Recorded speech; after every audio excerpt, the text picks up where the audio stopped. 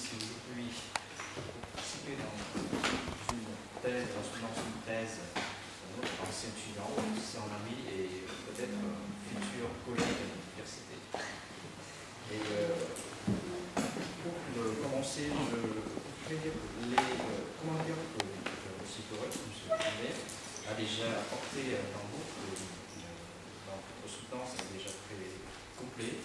Donc c'est simplement, je veux ajouter quelque chose en ce qui concerne les points de vue de M. Torres et de vous-même en ce qui concerne la transition économique, parce que on peut approcher l'économie d'après les périodes, par exemple la période avant 1986, on peut dire tout à l'heure, vous avez dit que la période de l'économie centralisée, planifiée, et dans cette période, bien sûr, il n'y a pas de liberté dans l'exportation, même en commerce interne, domestique.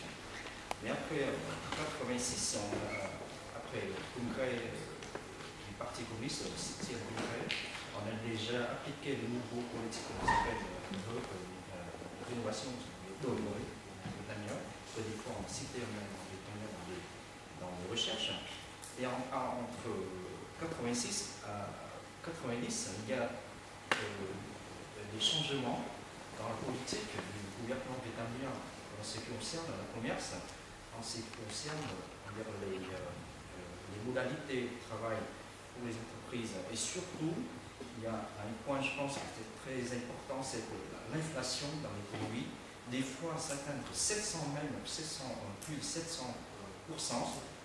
Et juste après 90, l'an 2000, il y a beaucoup, je pense, dans cette période, il y a une période principale de changer le point de vue du gouvernement, le point de vue des gestionnaires, et bien sûr avec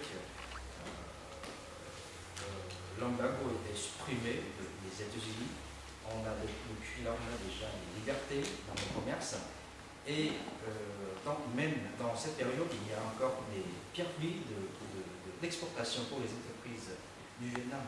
Ce n'est pas encore liberté totalement, mais c'est encore limité par les permis d'exportation. Mais après 2000, on a supprimé ce permis, donc toutes les entreprises, même les petites entreprises, qui peuvent exporter des marchandises, des produits libéralement à l'étranger. Donc c'est pourquoi on peut approcher avec les périodes de l'économie dans la transition économique dans votre recherche. Je pense que c'est. Je suis d'accord avec le point de vue du Torres dans ce cas. C'est le manquant quelque chose de transition. Mais on peut dire que après avoir lu cette recherche, je trouve que c'est très intéressant et je peux citer aussi beaucoup les contributions de cette recherche, non seulement dans la méthodologie, c'est une très très bonne méthodologie, mais aussi dans les bases de données, même le taux de succès enquêté, c'est seulement 23-24%, mais c'est déjà, je pense, c'est déjà une signe significative, parce qu'au Vietnam, ce n'est pas très facile à enquêter les entreprises, parce que depuis très très longtemps, on n'a pas l'habitude de répondre aux questions, de répondre aux questionnaires, donc c'est pourquoi c'est très très difficile. Même nous, quand on fait des recherches dans les autres domaines, c'est toujours très difficile pour voir les points de vue, les réponses des entreprises, même